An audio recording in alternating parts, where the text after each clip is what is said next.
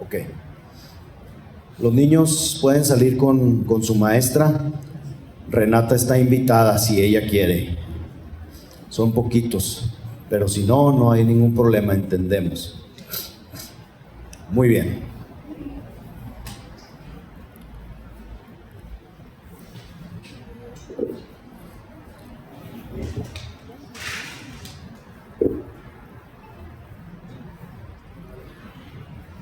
Mire, hermanos, hoy empiezo este tema y espero, si Dios me permite, la semana entrante culminarlo. No es muy largo. Espero. Este tema lo he titulado A la lucha sin demoras.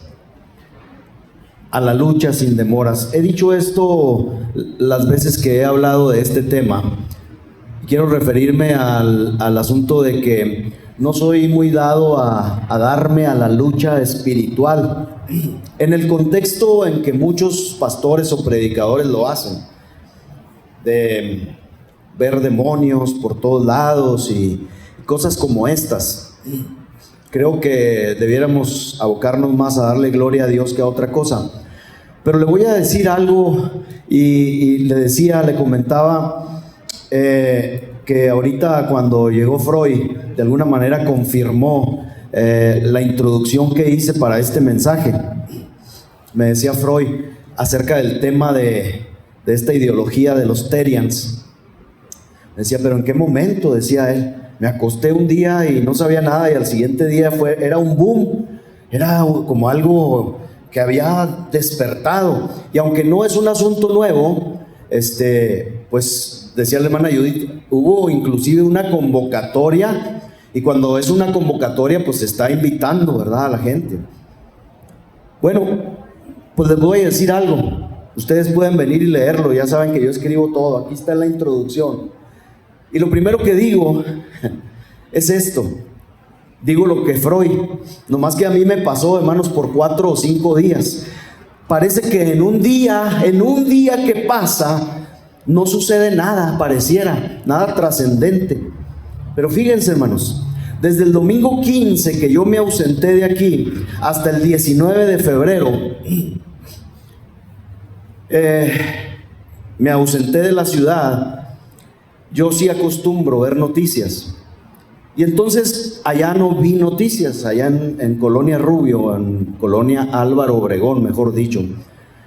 Pero cuando regreso, hermanos, el viernes por la mañana, regresé el jueves en la noche, el viernes en la mañana que prendo la televisión para ver las noticias acostumbradas, me doy cuenta de que sucedieron algunas cosas de verdad preocupantes. Y lo digo en el buen sentido de la preocupación. Yo no sé si usted se fijó, el lunes en la mañana, a la más alta autoridad de nuestro país, a la señora presidenta de nuestro país, en la tempranera o en la mañanera, alguien le preguntó acerca de una llamada que había tenido con el Papa de Roma.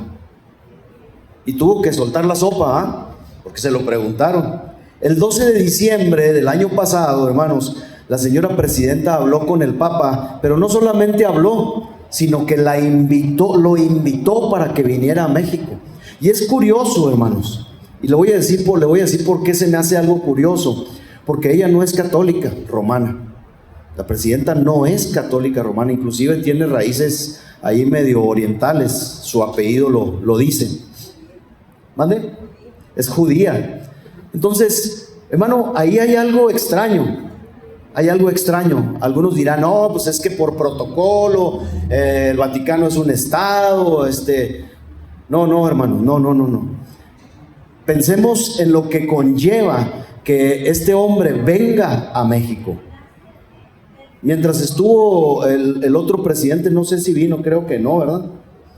Que yo me acuerde, no. Bueno, eso fue lo primero, hermano, de lo que me di cuenta. Después, hermanos, empecé a investigar porque hubo, la verdad es que me levanté tarde y no alcancé a ver todo el noticiero completo, el que acostumbro. Y entonces vi algunas cosas que me llamaron la atención y me metí en internet a ver qué había sucedido, hermanos, a partir del día 15 hasta el día 18 o 19. Y encontré algunos encabezados que le voy a leer, hermanos. Por favor, preste atención. Aparte de este que le acabo de mencionar, que tiene que ver con México, dice un encabezado: Rusia explora el desarrollo y uso de armas químicas. Advierte la jefa de política exterior de la Unión Europea. Hermanos, ¿sabía usted que las armas químicas están prohibidas desde hace muchos años para ser usadas en las guerras? Bueno, pues Rusia, hermanos, dice que está explorando el desarrollo y el uso de armas químicas. Ahora, la pregunta es, ¿por qué y para qué? Sigamos leyendo. El presidente Trump considera el cambio de gobierno en Irán como lo mejor que podría pasar y envía otro portaaviones a Medio Oriente, mientras unas 200,000 personas protestan en Múnich contra el régimen iraní. No pierda de vista Irán, hermanos, en estos días. Sigue otro. Según las noticias del día, el mundo está, escuche, hermanos, el mundo está al límite y se adentra en una era incierta, con un orden mundial en crisis que, según advierte el político alemán Merz, podría incluso desaparecer. Otro. La ONU parece estar perdiendo peso en la gestión de estas crisis globales, según analistas. Así que básicamente la estructura que supuestamente debía mantener la paz está en horas bajas, mientras el panorama se pone feo. Ese es otro encabezado. Y por si la tensión geopolítica fuera poca, un medio afirma, dice, que para la mayoría en Europa y Estados Unidos la tercera guerra mundial es inevitable y ya le han puesto fecha, aunque dice entre paréntesis ahí el noticiero, por suerte para nuestra ansiedad, el artículo no especifica cuál es esa fecha concreta en el titular. Eso sí, dice, señalan que ya habría un país candidato para iniciar la guerra. Ante este panorama de película, quizás sea un buen momento para ir a las fuentes y ver los detalles completos de este optimista pronóstico. Otro encabezado dice: el ejército de Estados Unidos de Norteamérica transporta por aire un mini reactor nuclear de Utah a California por primera vez en la historia. Un mini reactor nuclear de Utah a California, hermanos. ¿Qué? ¿Para qué o qué? Otro. Imágenes de satélite de instalaciones nucleares secretas de China revelan el renacimiento de su arsenal nuclear, dice ese encabezado. Otro. Se firma la llamada Junta de Paz, donde el presidente de los Estados Unidos, supo de esta noticia, hermano. A mí me sorprendió muchísimo. Dice, se firma la llamada Junta de la Paz, donde el presidente de los Estados Unidos es el presidente y fundador, y cuenta con 19 países, hasta donde supe o hasta donde va, y donde una de sus reglas o estatutos dice que una persona, es decir, su presidente, o sea, Trump, tiene el poder de vetar decisiones, aprobar la agenda, invitar a los miembros, disolver la junta por completo y designar a su propio sucesor. O sea, Trump hizo algo, hermano, así, se puso la mesa él solito y ahí van 19 países, hermano, a apoyarlos. Y esto es mío, lo que sigue.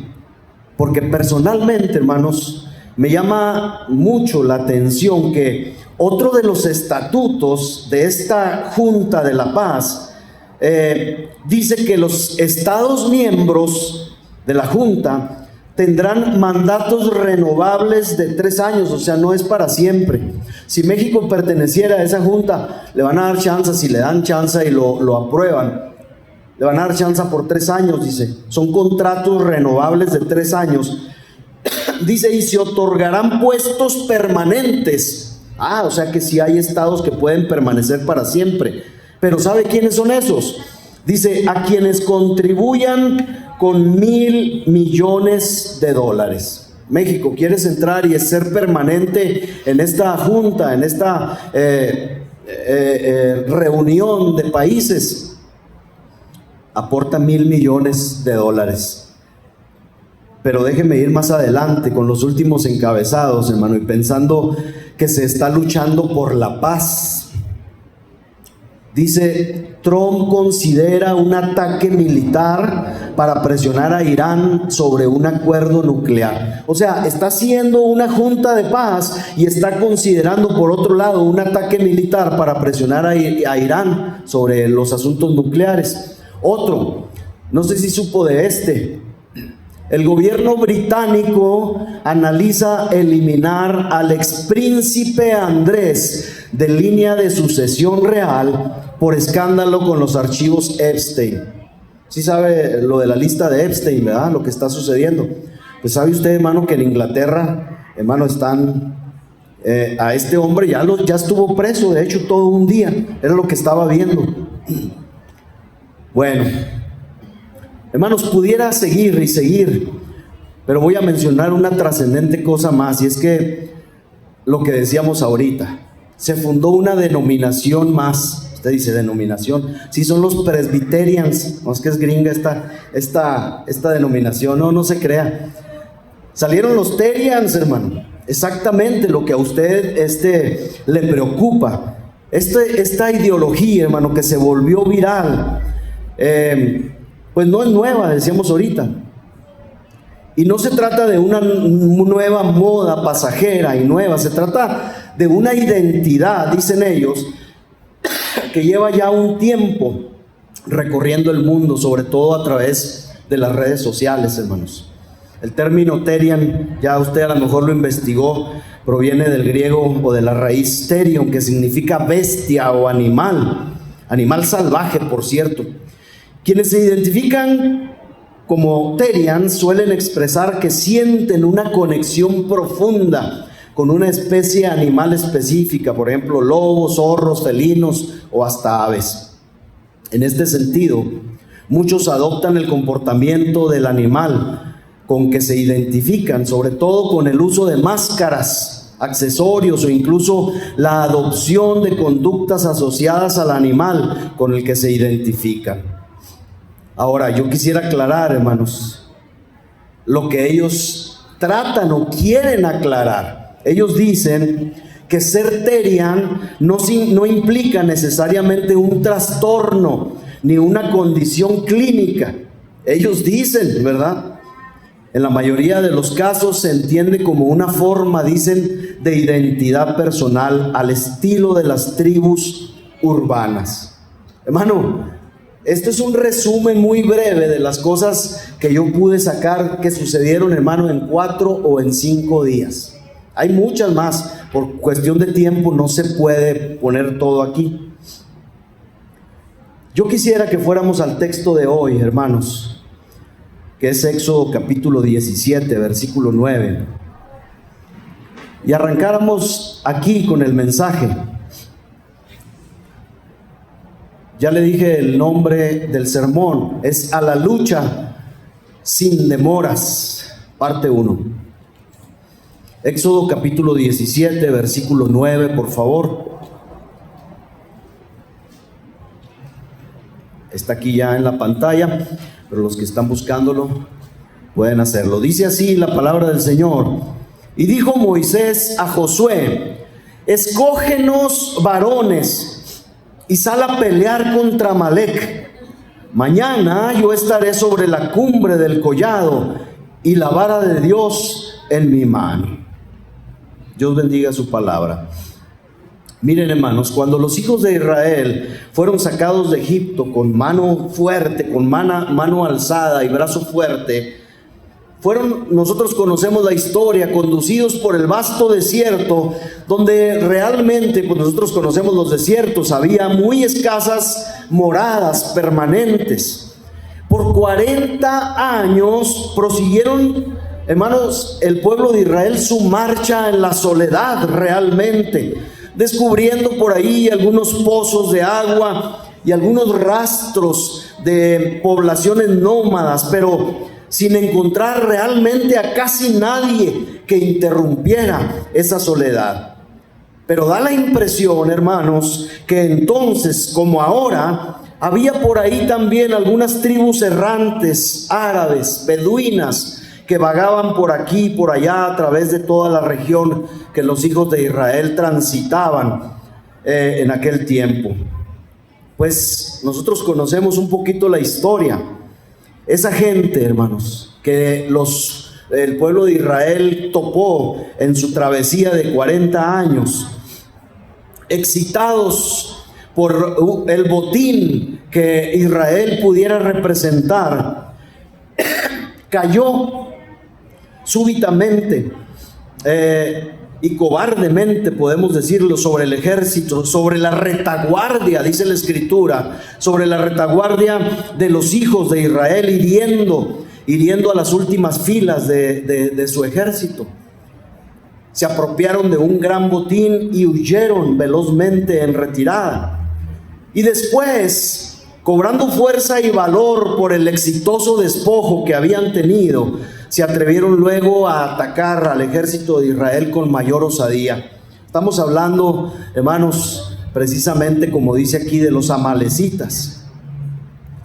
Israel, en aquel tiempo, fíjese, hermanos, debe de haber constado su población cerca de 2 o 3 millones de almas, aunque no lo creamos, hermano, y que fueron sacados de fuera de Egipto y alimentadas milagrosamente en el desierto.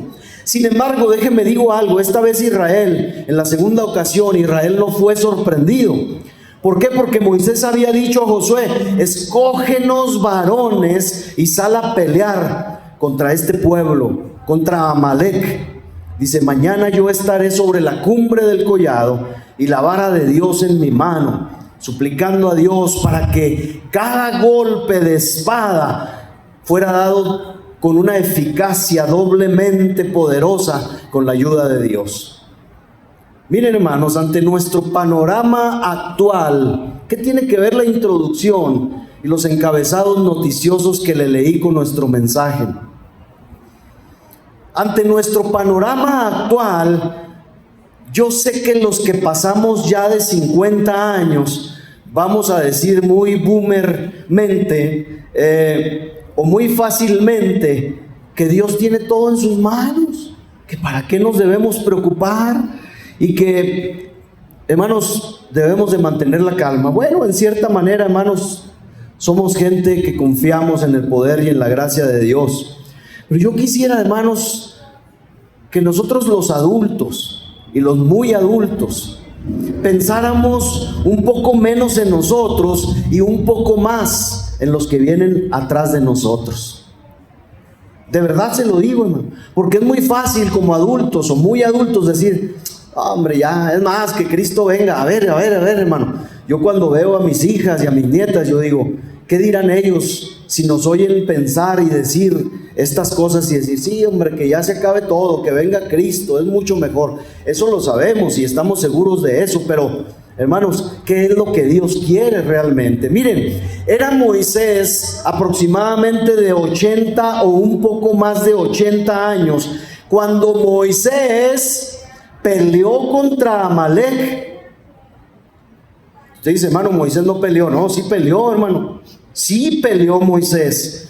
Y por eso, hermanos, Aunque la lucha de Moisés no fue cuerpo a cuerpo como la que sostuvo Josué y el pueblo que fue escogido, yo le preguntaría qué características serían las que fueron tomadas en cuenta para la batalla, hermano, en aquel día. Porque Moisés le ordenó a Josué que escogiera varones, es decir, no puso a todo el pueblo a pelear. ¿Qué características debería de tener, hermano, el pueblo que iba a involucrarse en la batalla contra Amalek? ¿Qué cree usted? Pues número uno, que fuera bueno para pelear, ¿verdad? Que tuviera destreza para pelear, muy posiblemente juventud y muy posiblemente también valentía, entre otras cosas. Ahora, otra vez, sin embargo, y unido a estas características guerreras de ciertos hombres del pueblo, existió un factor determinante, escuche, para alcanzar la victoria, que fue la lucha de los más avanzados en edad, hermanos, la lucha de los más viejos. Y cuando digo esto me estoy refiriendo no solamente a Moisés, que era el principal, sino también, hermano, a Hur y a Aarón, el hermano de Moisés. ¿Sí se acuerda de estos? Además, dice el versículo, Moisés tenía la vara de Dios en su mano. El versículo 9 lo dice. ¿Cómo dice, hermano? Y dijo Moisés a Josué, escoge los varones y sal a pelear contra Amalek mañana, yo estaré sobre la cumbre del collado y la vara de Dios en mi mano. Versículo 10, ¿qué dice? E hizo Josué como le dijo Moisés, peleando con Amalek, y Moisés y Aarón y Hur, dice, subieron a la cumbre del collado. ¿Qué hicieron? ¿Cómo pelearon? ¿Cómo ayudaron? Versículo 11. Y sucedía que cuando alzaba Moisés su mano, Israel ganaba, prevalecía, mas cuando él bajaba su mano, prevalecía o ganaba a Amalek. Versículo 12. Y las manos de Moisés se cansaban. Dice una versión que leí por ahí, también Reina Valera, pero no sé, creo que un poco más moderna, dice, y las manos de Moisés estaban pesadas, dice esa versión.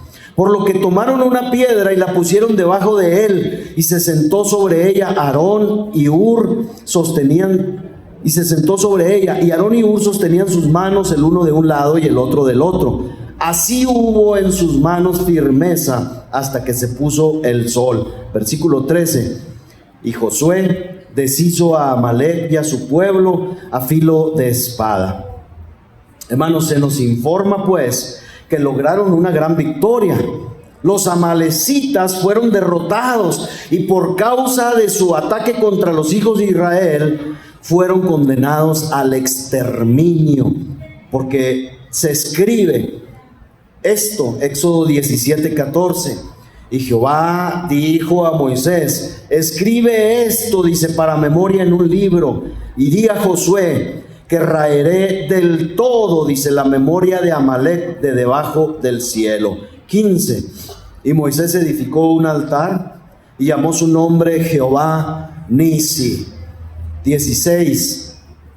Por cuanto la mano de Amalek se levantó contra el trono de Jehová, Jehová tendrá guerra con Amalek de generación en generación. Escuche esto, hermano.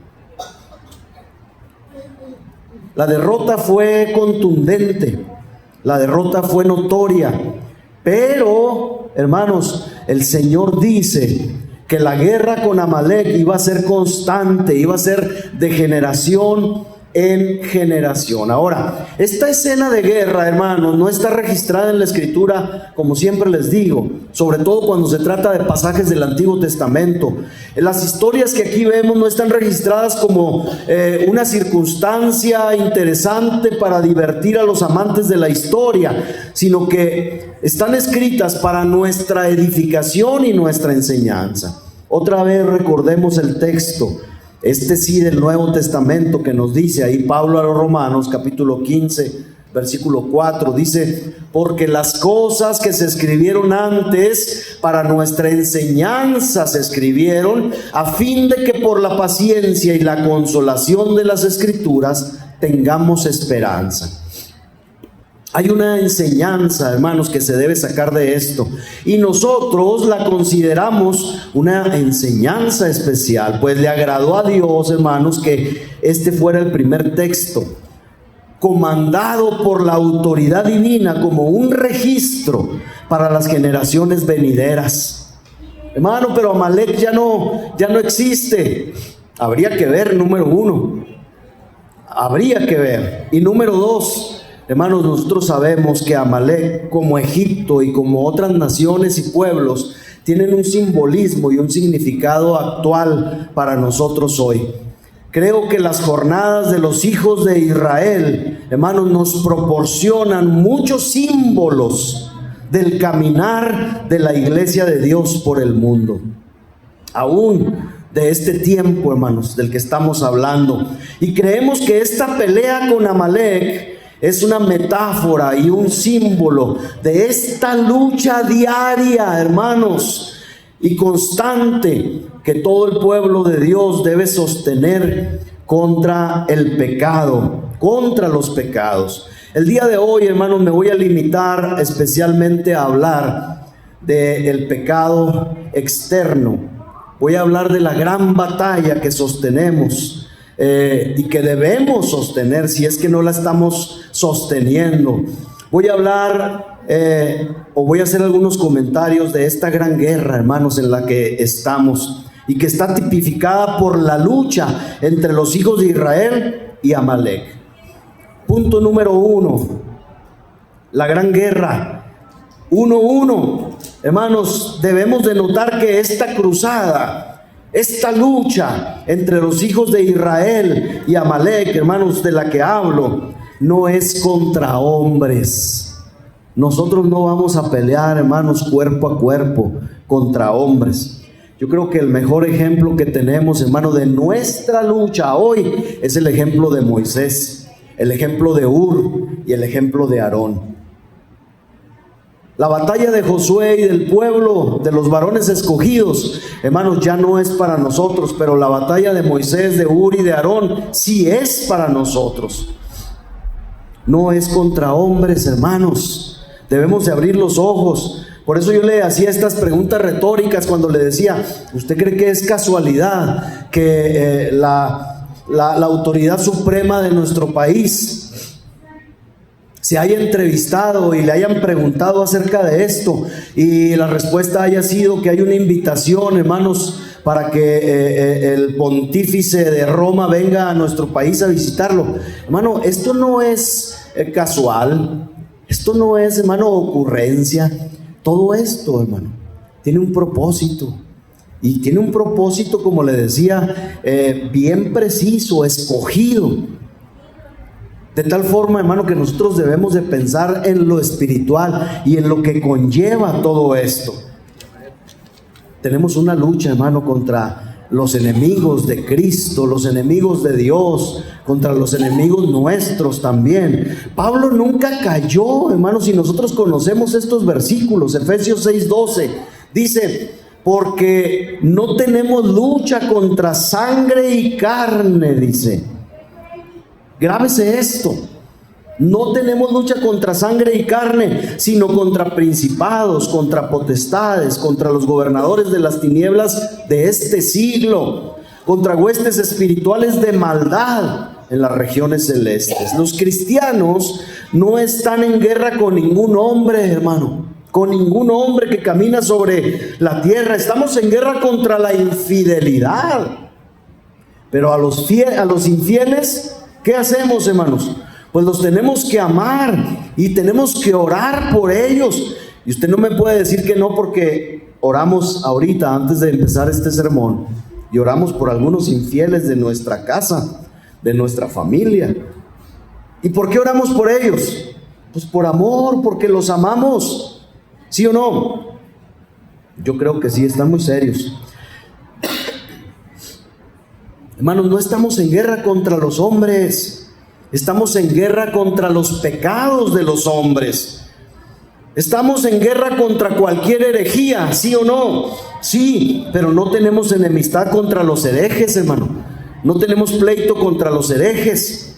Nos oponemos y declaramos, hermanos, la guerra a muerte, sí, en todo lo que se oponga a Dios y a su verdad. Pero en relación a todo hombre, queremos practicar la santa máxima de Cristo cuando nos dice ahí en Mateo 5:44, pero yo os digo, dice Jesús, amad a vuestros enemigos, bendecid a los que os maldicen, haced bien a los que os aborrecen y orad por los que os ultrajan y os persiguen. ¿Sí o no, hermano?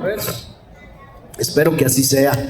Mire, el soldado cristiano, hermano, no tiene pistola ni espada, porque no pelea con hombres.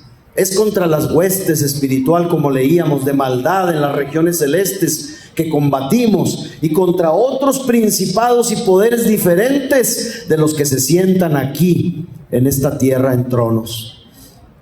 Observamos, sin embargo, que algunos cristianos somos muy propensos a convertir la guerra de Cristo en una lucha de carne y de sangre, en vez de que sea una contienda contra el error y la maldad espiritual. Veo con frecuencia que en las controversias religiosas los hombres riñen, pelean entre sí y hacen alusiones personales y se insultan mutuamente. Yo veo un canal por ahí de un apologista cristiano, muy bueno, hermano, muy preparado, pero creo que ha perdido el piso en el sentido de que muchas veces toma la batalla y la defensa de la verdad contra los hombres y no contra la herejía. ¿Me entiende? Son cosas muy diferentes. Gracias, hermano. Son cosas muy, muy diferentes, hermano. ¿Y qué es eso? Cuando la guerra se convierte, hermano, en una guerra personal, cuerpo a cuerpo, ¿qué es eso sino la consecuencia de olvidar que es la guerra de Cristo, hermanos, que libramos nosotros? Así que entendámoslo. No estamos luchando contra los hombres, hermano. Estas cosas que decimos y más, muchas más que veremos, nos deben de abrir los ojos para entender, hermano, que tenemos mucho que hacer nosotros como iglesia, no contra los hombres, sino, escuchen lo que le voy a decir, no estamos peleando contra hombres, sino a favor de los hombres. ¿Cómo? ¿No sabía? Pues, hermano, debemos saberlo. Porque cuando sepamos, hermano, nuestro lugar y nuestra tarea en esta batalla, yo creo que vamos a obtener mejores resultados como los obtuvo Moisés, Aarón y Hur. Tenemos que ubicarnos, hermano. Esta contienda no es contra los hombres. Miren, no toquemos, hermanos, a las personas. Hiramos el pecado con corazón decidido y brazo fuerte. Y aquí sí, hermanos, al hablar de esto, cuando hablamos de pecado, ¿cuál es la orden? Aquí hay otra máxima, hermano, que a veces en el Antiguo Testamento a nosotros cuando leemos esos pasajes nos impresionan. ¿Cuál es la máxima? Cuando los pueblos, hermanos, eran sumamente rebeldes y pecadores, ¿cuál era la máxima de Dios, hermanos? ¿Cuál era? Maten a todos, a niños, a grandes, animales, mochen los árboles, siembren sal en la tierra, que nunca florezca más en la inmundicia del pecado. ¿Cómo se convierte hoy esto a nuestros días? Hermanos, luchemos contra el pecado con todas nuestras fuerzas, con todas nuestras capacidades mentales, con toda nuestra retórica, con todo lo que tenemos. No dejemos nada, hermano, que vuelva a florecer.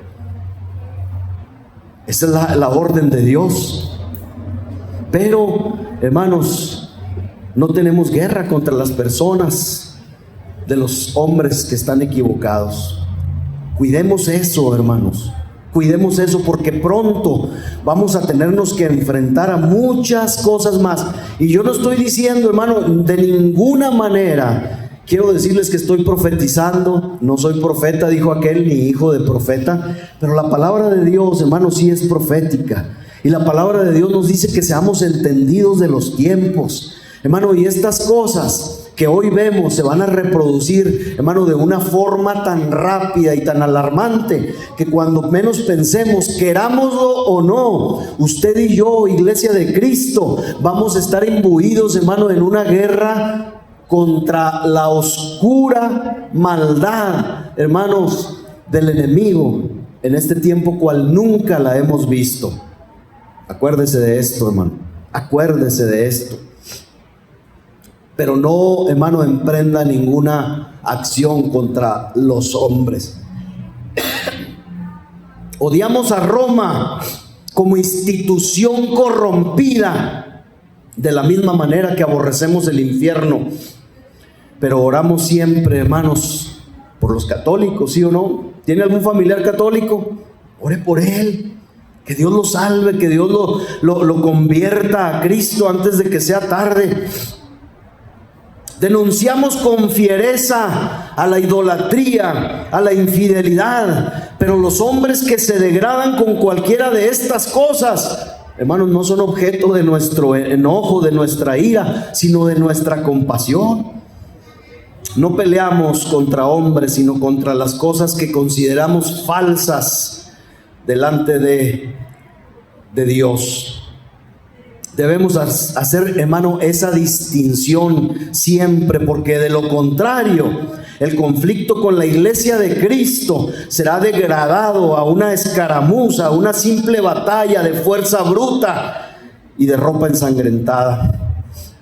¿Y sabe qué va a pasar si no entendemos esto, hermanos? El mundo se va a convertir en una celdama. ¿Sabe lo que es aceldama? En un campo de sangre. No es eso lo que Dios quiere, y aunque a lo mejor se va a tener que derramar sangre, hermanos, que no sea porque nosotros confundidos luchamos contra la carne y contra la sangre, en vez de luchar, hermano, en contra del pecado. ¿Sabía usted, hermanos, de hecho, que este error de no hacer diferencia a la hora de pelear ha llevado precisamente a muchos de los nuestros al martirio?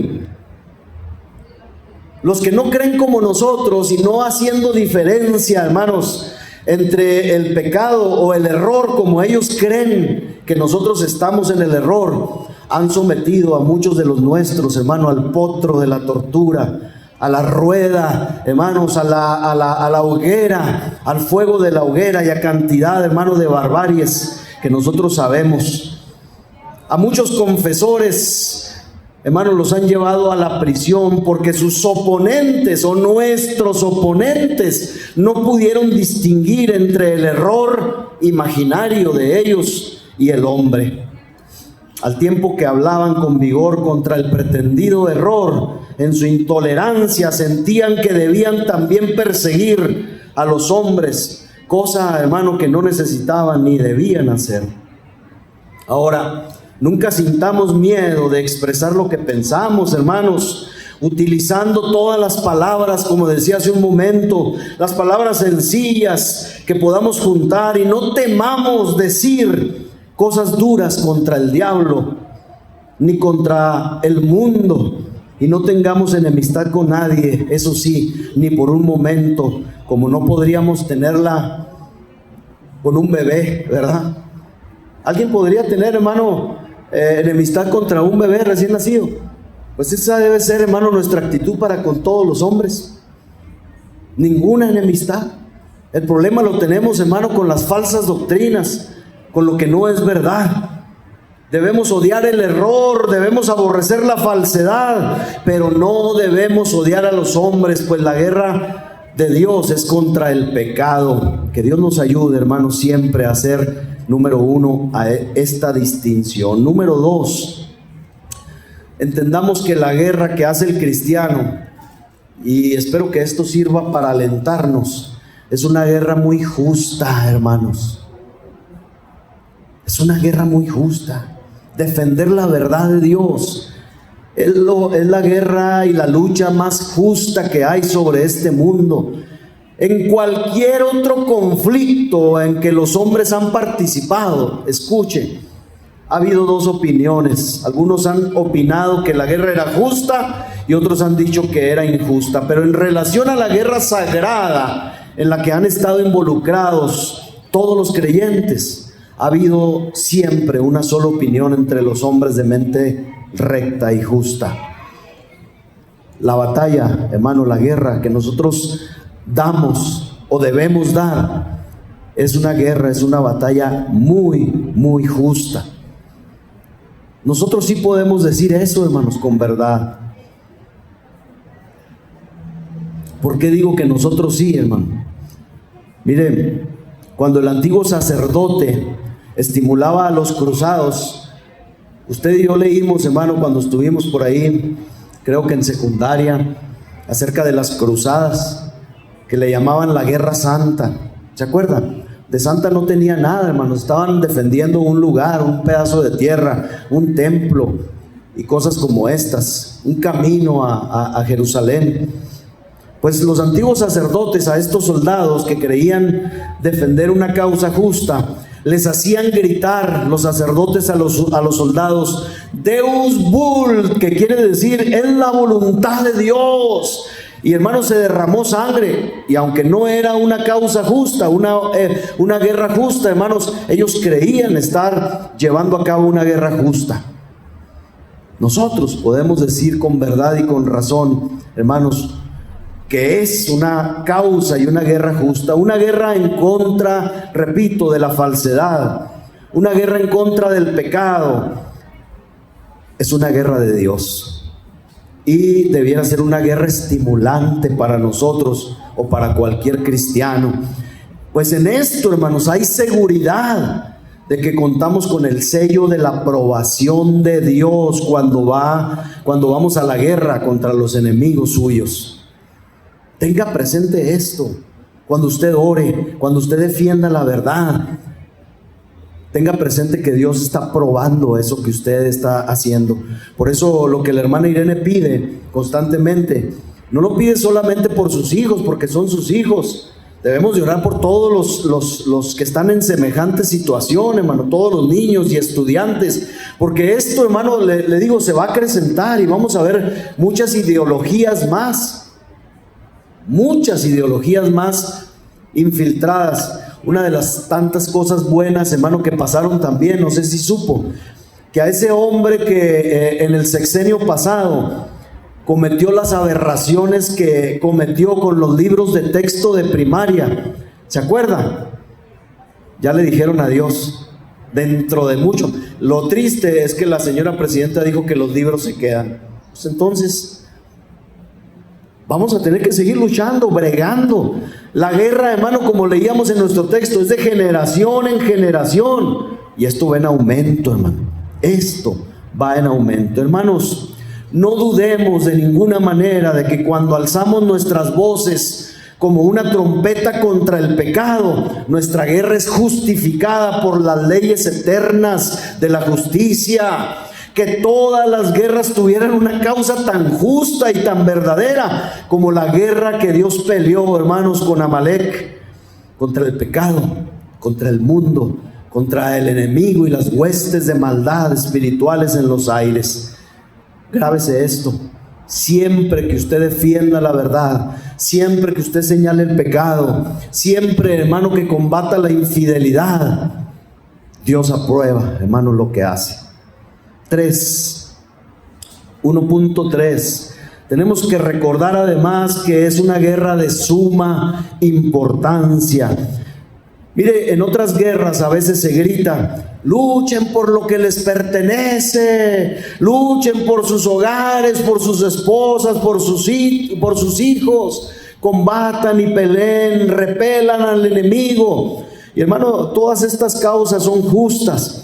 Pero, hermanos, esta guerra no es meramente por proteger nuestras pertenencias o por nuestros hogares, por nuestras esposas y por nuestros hijos, sino que es por algo más que todo eso. Jesús dijo que tuviéramos temor, hermanos, no de los que matan el cuerpo. ¿Se acuerdan? No es contra quienes matan el cuerpo y después nada más pueden hacer, dice Jesús. Es una lucha por almas, por vidas, por almas eternas, que usted y yo sabemos perfectamente bien que o se condenan o se salvan. Entonces, que esto llene nuestro pensamiento a la hora que tengamos que dar la batalla, hermano, por favor. No es contra los que matan el cuerpo, es contra, hermanos, contra quien quiere arrojar al hombre a la perdición eterna. Es un combate por Dios, es un combate por la liberación de las almas de los hombres. Y es un combate, hermano, por librar esas almas de la ira que vendrá. Porque la ira de Dios, hermano, se ha de manifestar en este mundo contra los impenitentes, contra los incrédulos, contra los herejes y blasfemos. Se habrá de manifestar. Y esto también, hermano, viene y viene pronto, créalo. Cristo viene, hermanos. Es en verdad una, hermano, guerra que debe ser comenzada, debe ser continuada y debe ser combatida en espíritu por el ejército eterno de los elegidos de Dios, sabiendo que ninguna guerra puede ser más importante para nosotros. La salvación como medio de salvación para los hombres debiera estar por encima de todas las cosas en la vida del creyente. El objetivo más elevado que podremos alcanzar, hermanos, y ahuyentar a los enemigos de la verdad, hermanos, debe ser la victoria que nosotros sobrepase todas las demás cosas deseables. Hemos dejado, hermanos, y le voy a decir algo, hemos dejado de combatir, y ahorita abundaré en el tema, de esta forma, hermano, en la predicación de la palabra de Dios, por no ser molestos a veces, por no causar incomodidad, hemos dejado de combatir. Dios nos ayude en verdad, hermano, en esto. Hemos enfundado la espada, hemos guardado, hermanos, nuestras flechas y hemos dejado de combatir por no incomodar, por no causar malestar en los que nos oyen. Pero la salvación, hermanos, debiera ser lo más importante en nuestra vida. Conocer a Dios debe ser el cimiento de cada bendición que la sociedad espera gozar. Y aunque le den poca importancia, Cristo tiene más que ver con nuestra libertad, escuche, con nuestra felicidad y con nuestro bienestar, que la famosa democracia y que el sistema capitalista y que cualquier ideología, hermano, que se presente hoy. Mire, las naciones, está comprobado, las naciones más prósperas no hubieran sido lo que ahora son si no hubiera sido por Cristo, comprobadísimo. Y se ha comprobado también que en aquella hora en la que abandonen a su Dios, su gloria habrá caído y en sus banderas, en sus estandartes se escribirá como se escribió, hermano, aquella frase en el Antiguo Testamento: y Cabod, la gloria se ha ido, se ha perdido. Hermanos, en el día o en aquel día cuando el evangelio sea silenciado, cuando los ministros dejen de predicar, cuando la Biblia sea encadenada y prohibida, en aquel día, Dios quiera que no suceda nunca, en aquel día esa nación podrá contarse entre los muertos, pues habrá caído, puesto que Dios la habrá abandonado, viendo que ha desechado su alianza con él. Así que, hermanos cristianos, en esta pelea por la justicia estamos combatiendo, aunque usted y yo no lo creamos, estamos combatiendo por nuestra nación, por sus libertades, por su felicidad, por su paz, pues a menos que se mantenga a Cristo y a su reino, todo eso en verdad será destruido, hermano, y está siendo destruido. Y esto tiene una razón: hemos dejado de pelear, hemos dejado de luchar, hermanos. Nos lamentamos, eso sí, por las muertes, por el derramamiento de sangre, por la corrupción, por el contubernio, pero no peleamos. Hermanos, la lucha es de generación en generación. Eclesiastés 10:16 dice, este es un lamento de Salomón, es un ay, y un ay, hermano, significa dolor, tristeza, congoja. Dice Salomón, ay de ti, tierra, cuando tu rey es muchacho y tus príncipes banquetean de mañana. 17, pero bienaventurada tu tierra, cuando tu rey es hijo de nobles y tus príncipes comen a su hora para reponer sus fuerzas y no para beber. Esto dice mucho, hermanos, de los gobernantes de hoy. La versión Dios habla hoy, 2002, dice, ay del país que tiene por rey a un chiquillo y en el que sus príncipes amanecen en banquetes. Dice el 17, dichoso el país que tiene un rey honorable y en el que los gobernantes comen a la hora de vida para reponer sus fuerzas y no para emborracharse. La Biblia en lenguaje sencillo dice el versículo 16, qué lástima da el país que tiene un rey incapaz y malos gobernantes que siempre están de fiesta.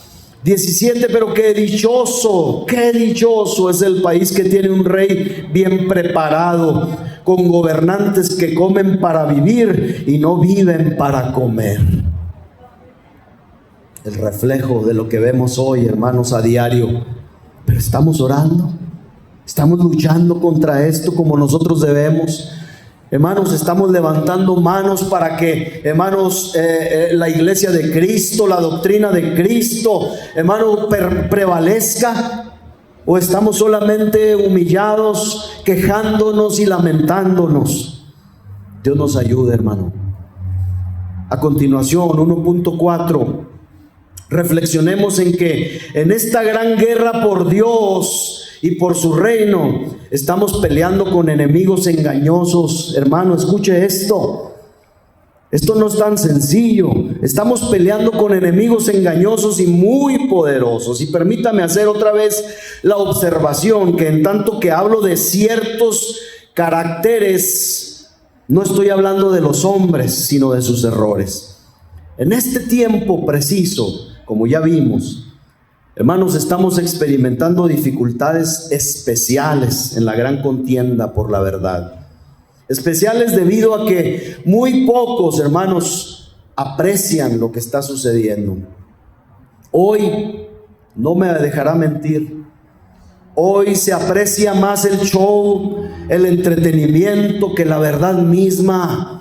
Tenemos enemigos de todas las clases y todos ellos, hermanos, son mucho más despiertos que nosotros, que somos baluartes, dice la Biblia, de la verdad. Somos cristianos muy confiados, hermanos, esa es la realidad. Somos cristianos muy confiados, mientras que el infiel tiene sus ojos muy abiertos. Y mientras confiamos que en verdad nuestra vida, hermano, está madura, hay una helada que está quemando nuestros hermosos retoños, nuestras nuevas generaciones, y a menos que despertemos, hermanos, no lograremos nuestro objetivo victorioso. Que Dios nos ayude, hermano, porque estamos tan confiados en nuestras congregaciones, disfrutando, solo disfrutando, gozando, solo gozando. Hermanos, mientras casi en todo lugar la infidelidad parece cobrar una gran influencia, pero miremos bien, porque no es la infidelidad, escuche. Hermano, cuando hablo de infidelidad de este tiempo, no hablo de esa infidelidad osada, de esa infidelidad jactanciosa de los ateos confesos, sino una infidelidad muy cortés, muy moderada, silenciosa hasta cierto punto. No es esa infidelidad, hermanos, la que hoy nos ataca, que mata a la verdad con un garrote, sino aquella que trata de envenenar con pequeñas dosis de veneno y sigue su camino, afirmando que todavía se permanece o se ha tocado o no se ha tocado la moral o la santidad. No pasa nada. No pasa nada. En todas partes Esto está en aumento, hermano. Me temo que la gran masa de nuestra población cristiana está infiltrada de un espíritu infiel. Entonces, tenemos en nuestras congregaciones que a la doctrina, hermanos, de los arrianos, de los testigos de Jehová, de los mormones, aún de los católicos, hermano, no es de la que tenemos que cuidarnos. Esas las conocemos a la perfección, sabemos sus errores, sus puntos débiles. Más bien, hermanos, debemos abrir los ojos en contra de esa infidelidad, de esa herejía, de esa dilución, hermano, del evangelio que se ha infiltrado en nuestras congregaciones. Pidámosle a Dios un espíritu protestante, escuche esto, un espíritu protestante tan valeroso que cualquier abierta y innovación antibíblica proveniente de los lobos que se han mezclado con el rebaño sea repelida instantáneamente. Abra los ojos, hermano, que Dios nos dé ese valor. Ahora, esto estaba profetizado. Pablo lo dijo en el libro de los Hechos, capítulo 20, versículo 28 al 31. En una despedida ahí en Mileto, Pablo les dice: por tanto, mirad por vosotros y por todo el rebaño que el Espíritu Santo os ha puesto por obispos para apacentar la iglesia del Señor, la cual Él ganó por su propia sangre. Pero a ver, ¿qué tenemos que mirar? ¿Qué tenemos que cuidar? Dice el versículo 29. Porque yo sé, dice Pablo, y Pablo sí era profeta, hermanos, habló inspirado por Dios, así que no tome, hermano, a menos estas palabras, porque esto se aplica todavía para hoy. Porque yo sé, dice Pablo, lo vio, hermano, se dio cuenta que esto habría de caer, y esto está sucediendo en nuestras narices. Después de mi partida, dice, entrarán en medio de vosotros lobos rapaces que no perdonarán al rebaño. 30. Ay, esto se pone todavía más feo. Y de vosotros, dice, mismos se levantarán hombres que hablen cosas perversas para arrastrar tras sí a los discípulos. 31. Por tanto, velad, acordándoos que por 3 años de noche y de día no he cesado de amonestar con lágrimas a cada uno. Esto es profético, hermano.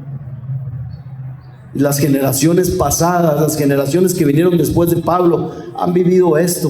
Y nosotros no estamos exentos de esto. Hermanos amados, esto se ha incrementado por todas partes y crecerá aún más, déjeme le digo.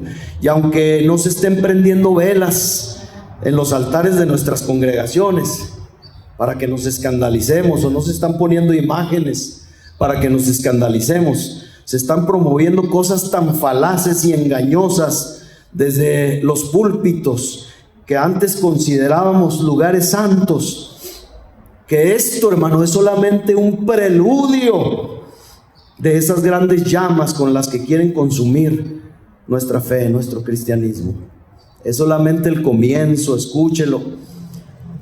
Y también aquí puedo decir, ay, queridos hermanos, oremos para que se levanten hombres y mujeres que disciernan y desenmascaren toda sutileza engañosa. Hermanos, hay mucho por qué luchar.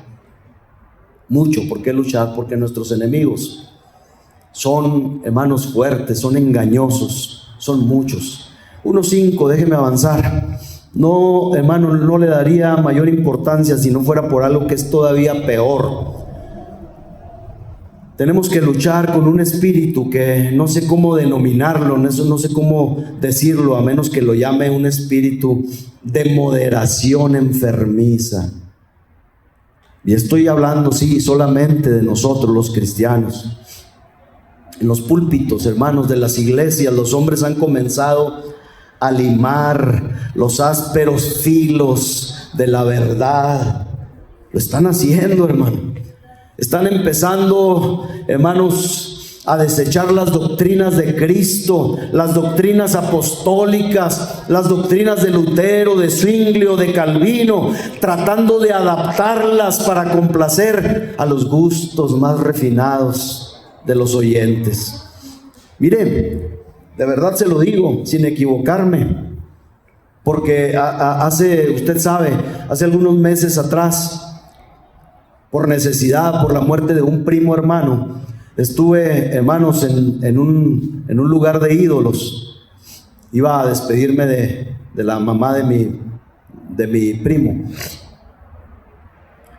Y pudiéramos visitar en estos días un templo de alguna secta, inclusive. No le estoy recomendando, estoy suponiendo, pudiéramos visitar.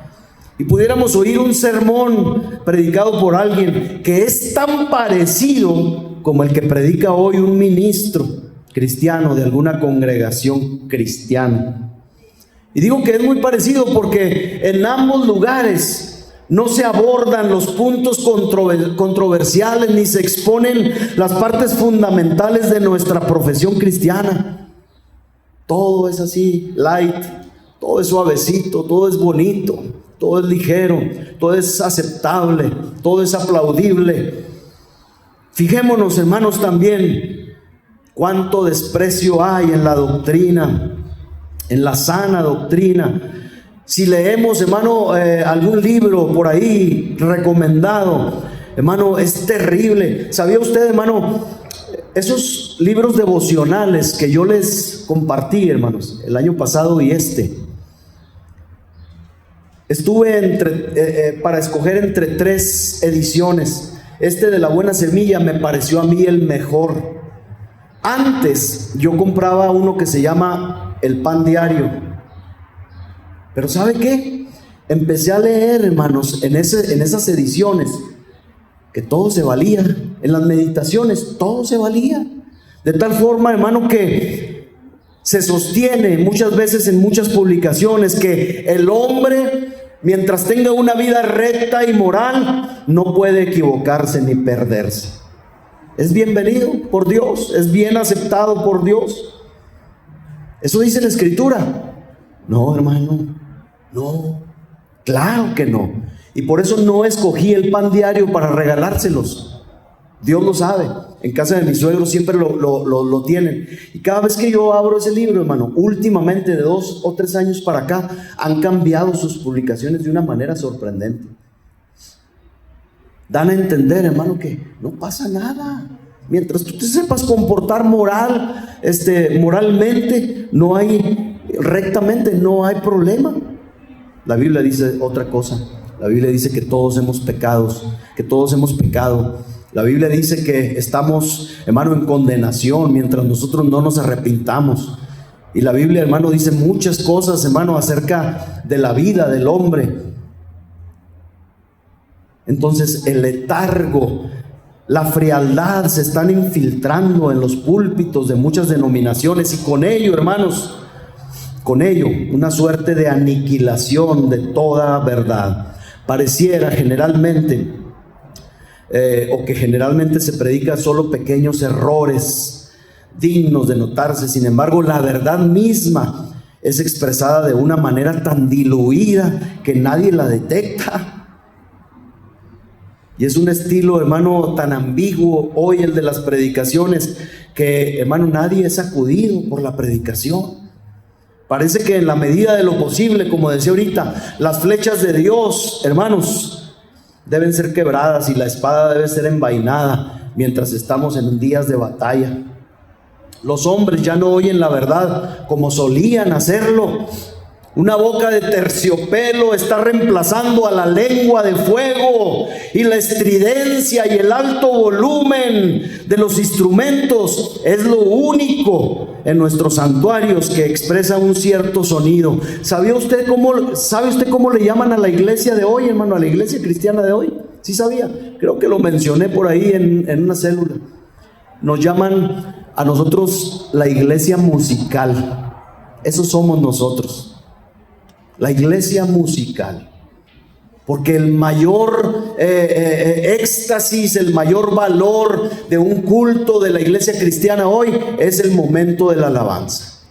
grandes músicos, grande equipo de sonido, luces, show, un stage y hermano, todo es glorioso, dicen los cristianos hoy, todo es maravilloso, pero la boca del que habla la verdad o del que debiera hablar la verdad, hermano, está seria, está apaciguada, está, hermano, mezclada con cosas.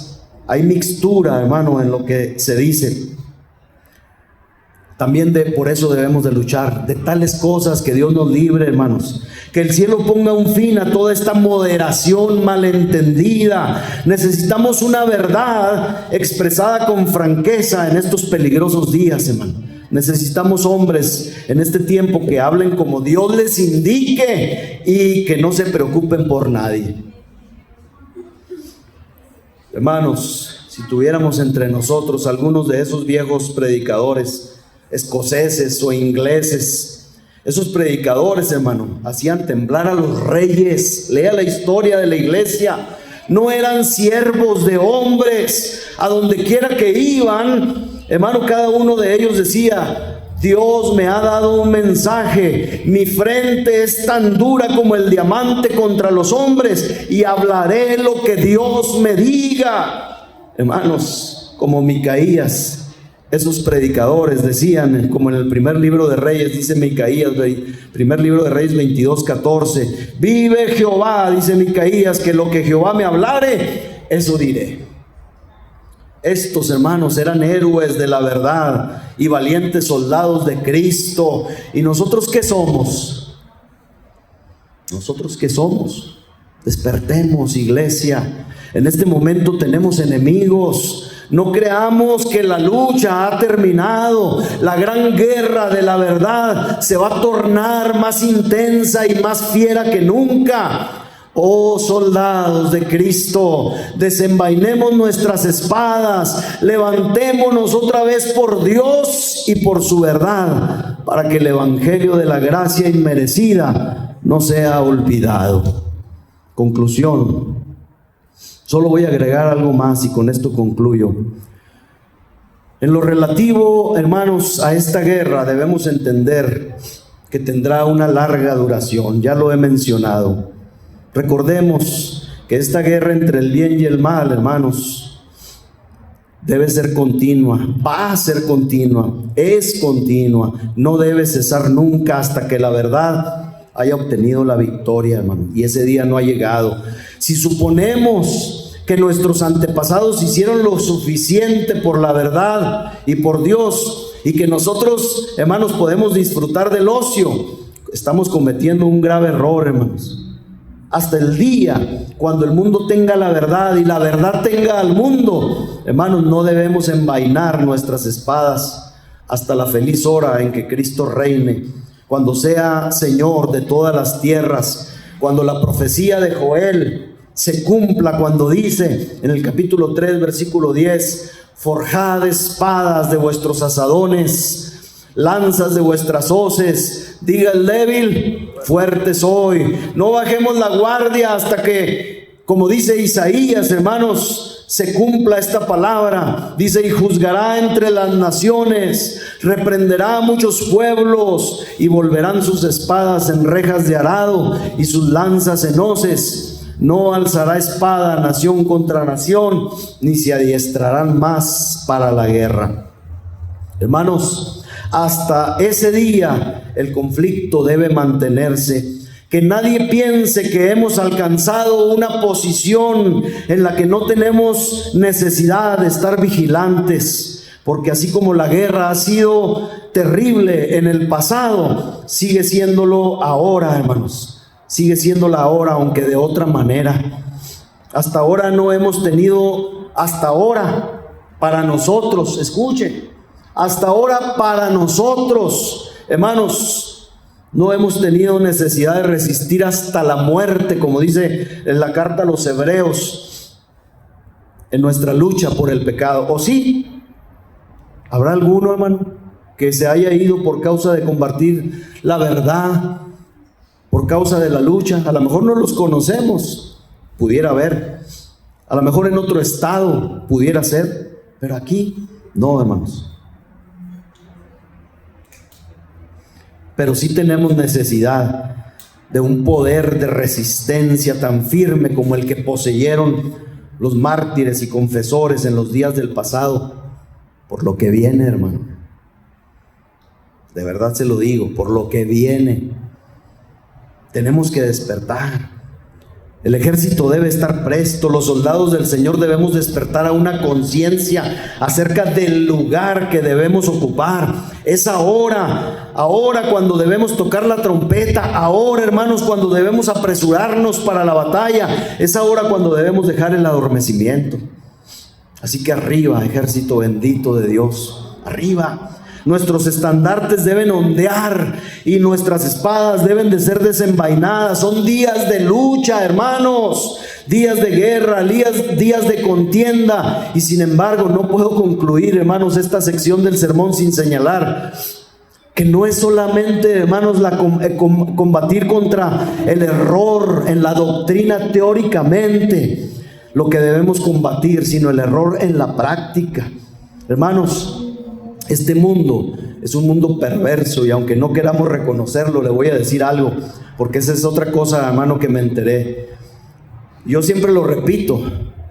Chihuahua, escuche, chihuahuense, Chihuahua es una ciudad abominable y sangrienta. Eso es Chihuahua, hermano.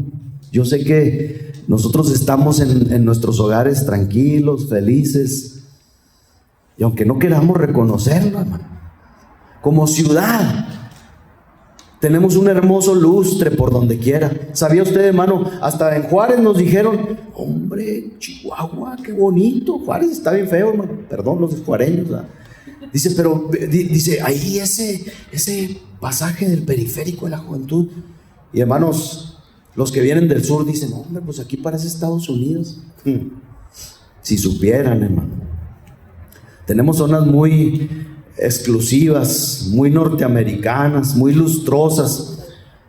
Pero, hermanos, hay partes ocultas donde el pecado domina y gobierna. ¿Sabía usted, hermano, que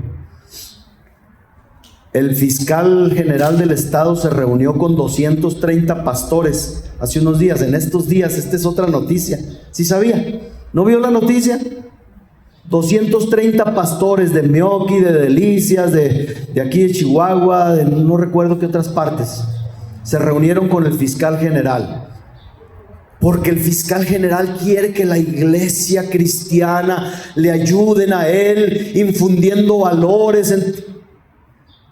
Dijo aquel a otro perro con ese hueso. Hermanos, estamos casi en tiempo de elecciones. ¿Sí sabía? Aquí en Chihuahua. Claro. Pero hay algo que me causó mucha tristeza, hermano, porque en muchas de las fotos, si fuera el caso de que esto fuera sincero y verdadero, que no lo es un asunto político, me dio mucha tristeza de que ahí en unas de las fotos de las primeras planas estaban las esposas de los pastores con el fiscal general y no los pastores mismos. Es triste, hermano, es vergonzoso.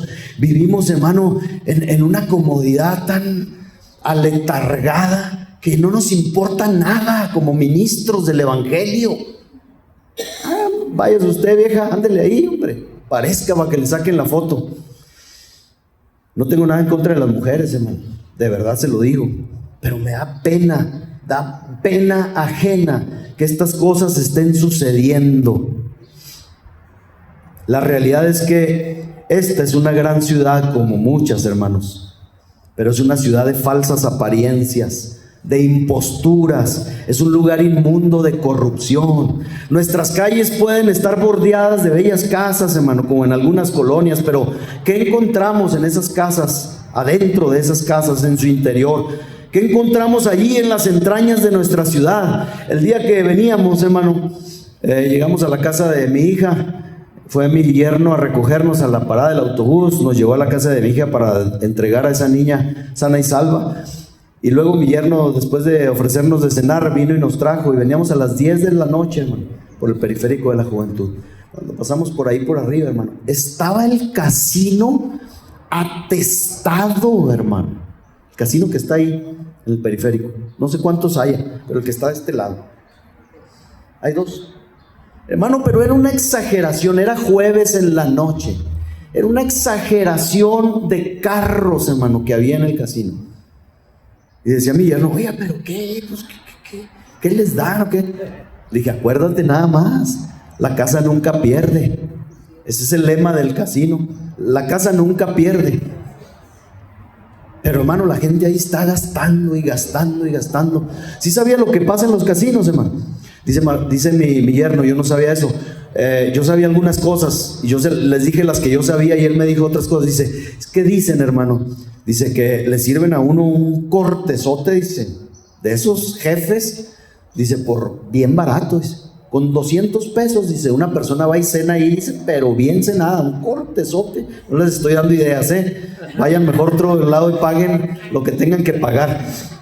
Dice, pero, dice, bien barato, dice, ¿será eso? Me decía mi hermano, mi yerno. Le digo: no, le digo, están enganchados. Y lo que usted no sabía, sí sabía que en los casinos avientan, hermano, hay dispositivos que avientan oxígeno en el ambiente para que la gente ande como levantada, drogada, lista, fresca como lechuga, y el bolsillo seco como una sabrita, como el desierto. Hermanos, esto es así.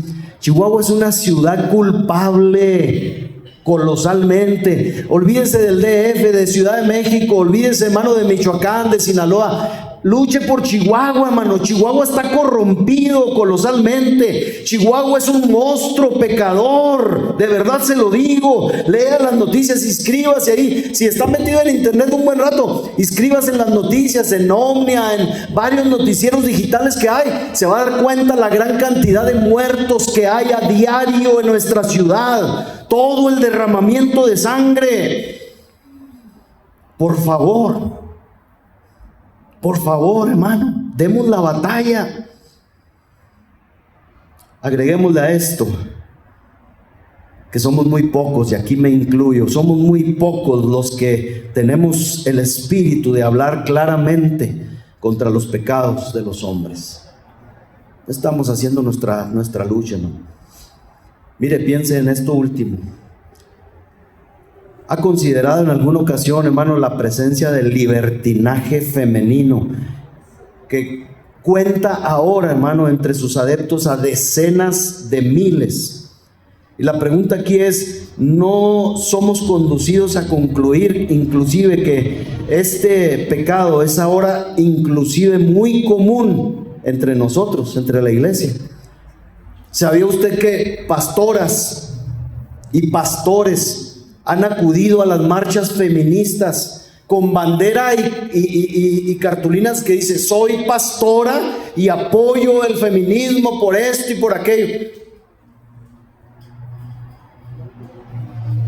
Hermanos, qué terrible y qué vergonzoso que tengamos que expresar esto, porque no son las mujeres, sino que hay hombres que engañan y seducen a esas pobres y desventuradas mujeres, y que elevan hasta posiciones no propias de mujeres, hasta sus mismas familias, sus propias esposas. Y esos líderes cobardes y holgazanes, ¿acaso no los vemos, hermanos, incluidos en el liderazgo pastoral y como personas respetables y morales muchas veces? Uy, sí, el hermano fulano, el presbítero sutano. Dios nos libre, hermanos. Chihuahua, o en Chihuahua, somos más pecadores que de lo que muchos suponen. Todo está encubierto, hermano, todo está encubierto. Pero no creamos que se puede engañar a Dios de esta manera. El pecado merodea a un hórrido ritmo por la tierra. La iniquidad recorre nuestras calles disfrazada, es cierto, no como pecado abierto, pero la verdad es que es ofensiva para Dios y para los hombres. Hermanos, el mundo no es bueno todavía.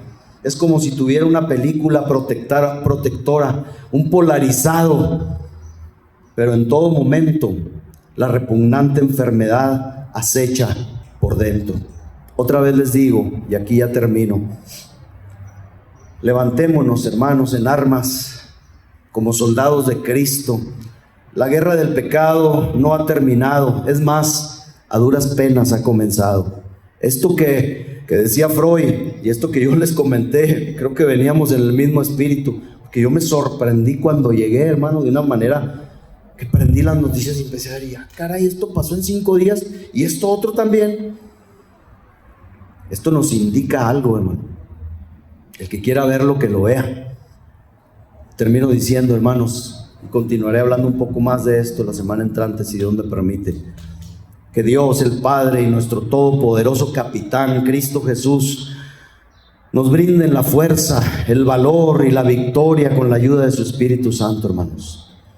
No puedo pedir por más en este tiempo. Que Dios nos ayude, que Dios nos ayude.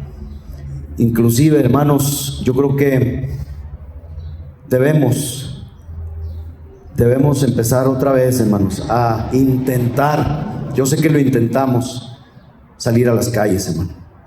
El mundo necesita, Chihuahua lo necesita. Así que otra vez, hermanos, alístese, prepárese.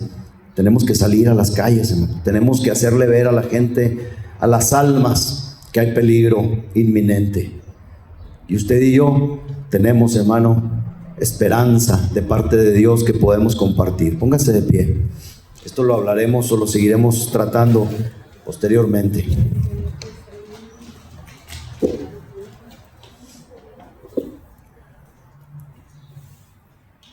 Ore al Señor, por favor. Te adoramos, Señor bendito. Aquí está nuestra vida, oh Dios. Y aquí están los tiempos, los aconteceres, Señor, que hoy, Señor, nos rodean. Pero aquí está tu iglesia también. Señor, los aconteceres anuncian, auguran, Señor, una gran lucha, una gran batalla. Señor, y aunque esto ha sido así de generación en generación, creo que este es el tiempo de tu iglesia, Señor, para levantarse, para estar firme. Este es el tiempo de los varones escogidos, de las mujeres escogidas para pelear. Señor, este es el tiempo de levantar, Señor, las manos en señal de victoria y de levantar la vara de Dios en nuestras manos. Este es el tiempo de los que pelearán de una forma con Josué y de los que pelearemos, Señor, de otra forma, Señor, con Moisés, Aarón y Hur. Señor, pero que nadie, te pedimos, que nadie se quede, Señor, sin luchar, porque, Señor, el que no luche no prevalecerá. Así está escrito, Señor. El que persevere hasta el fin, ese será salvo. Señor, y la perseverancia radica en esto precisamente. El mantenerse, Señor, luchando, atacando, Señor, los errores, Señor, las herejías, los cismas, el pecado, la infidelidad, el ateísmo. Señor, no es una lucha contra carne ni contra sangre, sino contra poderes espirituales, huestes de maldad en los aires, principados, poderes, Señor, que no vemos, pero que están, Señor, siempre intentando destruirnos y destruir a las nuevas generaciones. Sabemos, Señor, que esta contienda no termina ahora, y por lo tanto, Señor, no debemos estar ociosos. Ayúdanos, Señor, a tomar nuestro puesto en la batalla. Ayúdanos a ocupar nuestro lugar como soldados, Señor, fieles a tu causa, Señor, y así, Señor, nuestro mundo, nuestra sociedad, Señor, será, Dios, una sociedad mejor. Gracias, Señor, te damos en esta hora. Gracias por tu palabra. Bendice a tu pueblo, bendice nuestras vidas, Señor, en el nombre de Jesús.